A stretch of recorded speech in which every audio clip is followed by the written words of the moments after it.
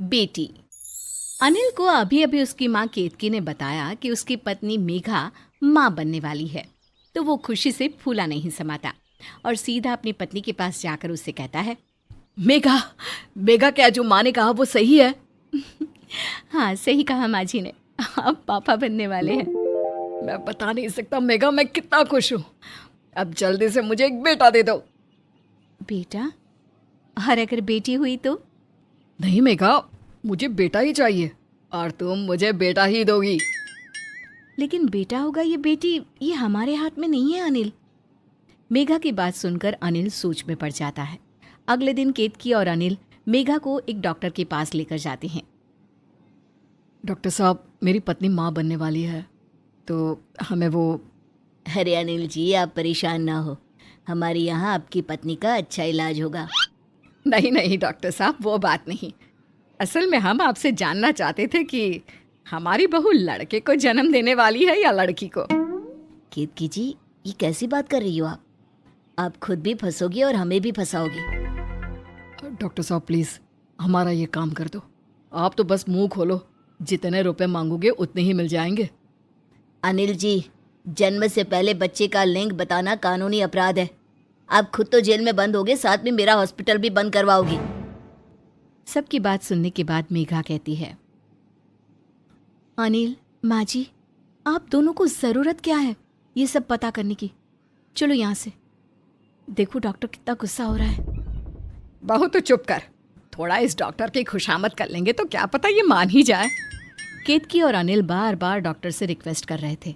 जब उन्हें काफ़ी देर हो गई तो डॉक्टर ने गुस्से में पुलिस को फ़ोन कर दिया। अच्छा हुआ इंस्पेक्टर खान आप यहाँ आ गए। ये मिस्टर अनिल है, इनकी पत्नी प्रेग्नेंट है और ये लोग मुझे बार बार बच्चे का लिंग बताने के लिए कह रहे हैं। हाँ जी मिस्टर अनिल, देखने से तो आप पढ़े लिखे लग रहे हैं। आपको पता है, जन्म से पूर्व बच्चे का लिंग पता करना या किसी डॉक्टर के ऊपर इसके लिए दबाव डालना कानूनन जुर्म है।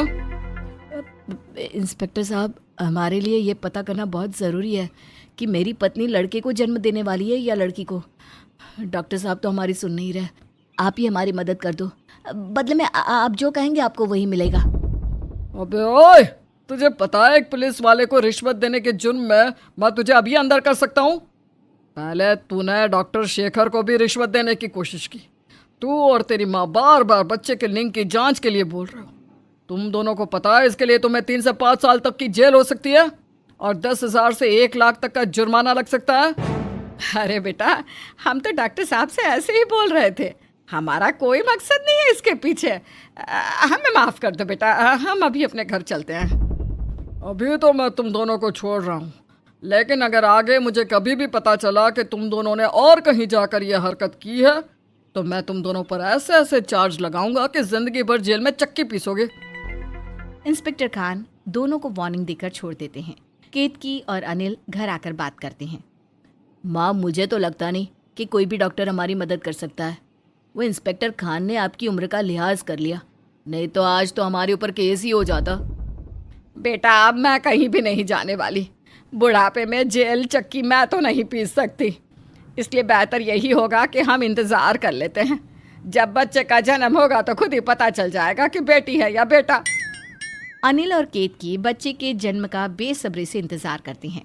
इसी बीच केतकी अपनी बहू को अलग अलग तरीके के नुस्खे, टोटके और मंत्र बताती है, जिससे कि उनके घर में बेटा ही जन्म ले।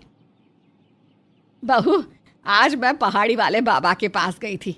उन्होंने मुझे ये मंत्र देकर बोला है कि यदि गर्भवती औरत रोज सोने से पहले 101 बार इसका उच्चारण कर ले तो बेटा ही होता है। माँ, मुझे ये समझ में नहीं आ रहा कि आपको लड़का ही क्यों चाहिए, लड़की क्यों नहीं? और अगर लड़की पैदा हो गई तो क्या हो जाएगा? अरे शुभ शुभ बोल बहू, हमेशा लड़की के बारे में सोचा कर।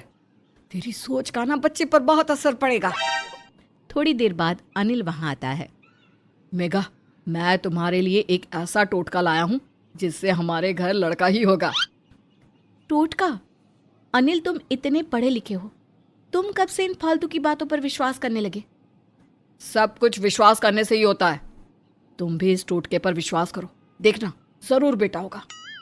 देखो, सुबह सुबह उठकर बिना कुछ खाए पिए सूरज के सामने जाकर 3 बार उत्तर दिशा में और 3 बार दक्षिण दिशा में घूमने से बेटा होता है। अनिल, ये कैसी बात कर रहे हो? ऐसा कुछ नहीं होता, ये सब बेकार की बातें हैं। अरे मेरे दोस्त ने बताया है, उसकी बीवी ने भी ऐसा ही किया था, बेटा हुआ है उसके। चाहो तो तुम बात कर लो उसकी बीवी से। इस तरह अनिल और केतकी मेघा को परेशान करते रहते, जिसकी वजह से मेघा बहुत दुखी रहने लगी। वो अपने मन में सोचती है, हे ऊपर वाले, मेरे पति और सास को सद्बुद्धि दे, इसके मन में से बेटे बेटी का फर्क मिटा दे। मेरा जो भी बच्चा हो वो सेहतमंद और तंदुरुस्त हो। एक दिन मेघा की तबीयत ज़्यादा खराब हो गई। उसे अस्पताल ले जाया गया, जहाँ पर उसने बहुत ही प्यारी बेटी को जन्म दिया। बेटी के जन्म की सूचना से अनिल और केतकी बहुत निराश हो गए। अस्पताल में 2-4 दिन रहने के बाद अनिल मेघा और अपनी बेटी को लेकर घर पहुंचा तो मेघा ने देखा कि वहां पर तो मानो मातम बरस पड़ा है। घर में किसी को भी बेटी होने की कोई खुशी नहीं। माँ जी, क्या हुआ आपको? आपने मेरा और मेरी बेटी का स्वागत भी नहीं किया और ऐसे मुंह लटकाए बैठी हो। क्या हो गया है आपको? बहुत अच्छा तोहफा लाई है ना तू मेरे लिए, जो तेरा स्वागत करूंगी। जिस बात का डर था वही हुआ। अरे कितना बोला था तुझे कि हमें बेटी नहीं बेटा चाहिए। केतकी अपनी बहू को सुना ही रही थी, तभी वहां पर इंस्पेक्टर खान आ जाते हैं। माता जी मुबारक हो, आपके घर लड़की हुई है। अरे बेटा, तुम्हें कैसे पता चला कि हमारे घर लड़की हुई है? वो क्या है ना माँ जी, हम आप जैसे लोगों पर खास नज़र रखते हैं। वैसे डॉक्टर शेखर ने मुझे फ़ोन करके बता दिया था। मैं तो बस देखने आया हूँ कि बच्ची ठीक ठाक तो है ना। इंस्पेक्टर खान, बच्ची बिल्कुल ठीक है और हम बहुत खुश हैं। खुश हो? लेकिन आप सब मुझे खुश क्यों नहीं लग रहे? अब खान बेटा, तुझसे क्या छुपाना। देख, हमें ये बेटी नहीं चाहिए। तेरी बहुत मेहरबानी होगी अगर तू हमें इससे छुटकारा दिला दे। ठीक है माता जी, मेरा एक दोस्त है, उसके कोई बच्चा नहीं है, वो इस बच्ची को गोद ले लेगा। लेकिन वो अभी शहर से बाहर गया है, 1 महीने बाद आएगा, तो मैं उसे मिलवा दूंगा आप लोगों से। इंस्पेक्टर खान, हमें मंजूर है। इसके बदले में हमें कोई रुपया भी नहीं चाहिए। आप बताओ, आपको कितने रुपए दें हम? अनिल और केतकी इंस्पेक्टर खान को कुछ रुपए दे देते हैं, लेकिन इस बात से मेघा को बहुत दुख होता है। इंस्पेक्टर खान के जाने के बाद मेघा उनसे कहती है, आप दोनों पागल हो गए हो क्या? ये मेरी बेटी है, कोई शोपीस नहीं जो मैं किसी को भी उठाकर दे दूं। अरे बहू, इतनी आसानी से छुटकारा मिल रहा है, इसमें तू क्यों टांग अड़ा रही है? अरे बेटी है, बहुत खर्च करना पड़ेगा इसके लिए। बस तू 1 महीने तक इसको संभाल कर रख। मेघा बहुत रोती है, लेकिन दोनों उसकी बात नहीं सुनते। एक दिन मेघा बाथरूम में नहा रही थी कि तभी उसकी बेटी रोने लगती है। मेघा, मेघा जल्दी बाहर आओ, देखो ये कितना रो रही है। इसे गोद में ले लो ना, मुझे टाइम लगेगा नहाने में। अनिल पहली बार अपनी बेटी को गोद में उठाता है।